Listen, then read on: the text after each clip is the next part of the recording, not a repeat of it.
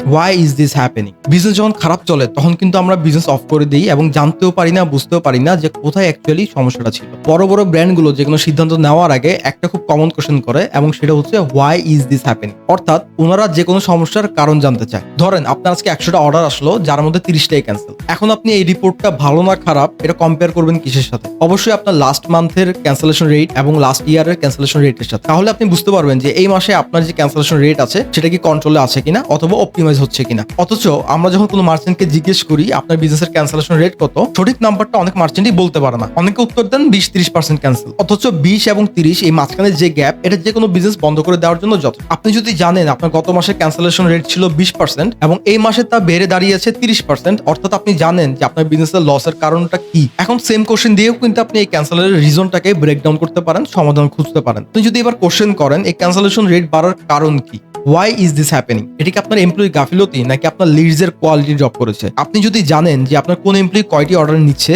কয়টি ক্যান্সেল করছে, তাহলে কিন্তু আপনি বুঝতে পারবেন যে আপনার কোন এমপ্লয়ি বাজে পারফর্ম করছে কিনা, যার কারণে ক্যান্সেলেশন রেট বেড়েছে। অথবা আপনার ক্যাম্পেইনের যে কোয়ালিটি সেটা ড্রপ করেছে কিনা, অর্থাৎ আপনি অনেক বেশি লো পারফরমেন্স অডিয়েন্সের অর্ডার পাচ্ছেন কিনা, কিংবা ফেক অর্ডারও তার একটা অন্যতম কারণ হতে পারে। তো অ্যাকচুয়ালি কি প্রবলেম সেটা জানতে হলে কিন্তু আপনাকে অবশ্যই রিপোর্ট জানতে হবে এবং রিপোর্টটাকে আপনি কিন্তু লাস্ট মান্থ লাস্ট ইয়ারের সাথে কম্পেয়ার করে দেখতে হবে যে আপনি এই মাসে আপনার বিজনেসকে অপটিমাইজ করতে পারছেন কিনা, অথবা আপনার বিজনেসের যে রেজাল্ট সেটা দিন দিন খারাপ হচ্ছে কিনা। আপনার কাছে যখন আপনার বিজনেসের সমস্ত ডেটা থাকবে এবং সব প্রশ্ন উত্তর থাকবে, আপনি কিন্তু ইজিলি বুঝতে পারবেন যে আপনাকে ঠিক কোন পয়েন্টটা নিয়ে কাজ করতে হবে। ইকম ড্রাইভের কাছে আছে সঠিক উত্তর। Order report, product report, matters report, employee performance report সহ ইকম ড্রাইভে আপনি অনেক ধরনের রিপোর্ট পাবেন, যেটা দেখে আপনি বুঝতে পারবেন আপনার ঠিক কোন বিষয়টা নিয়ে ফোকাস হওয়া উচিত। আপনি যদি আপনার বিজনেসকে সত্যিকার অর্থে একটা ব্র্যান্ড এস্টাবলিশ করতে চান, আপনাকে কিন্তু ডেটা ড্রিভেন হতেই হবে। অর্থাৎ আপনি যে কোনো সিদ্ধান্ত নেওয়ার আগে অবশ্যই ডেটা দেখেই আপনাকে সিদ্ধান্ত নেওয়া উচিত। তাই দেরি না করে এখনই রেজিস্ট্রেশন করে ফেলুন। রেজিস্ট্রেশন করতে খরচ মাত্র 1000 টাকা এবং মান্থলি মিনিমাম 500 লিমিট নিয়েও কিন্তু আপনি ইকম ড্রাইভ ব্যবহার করতে পারবেন।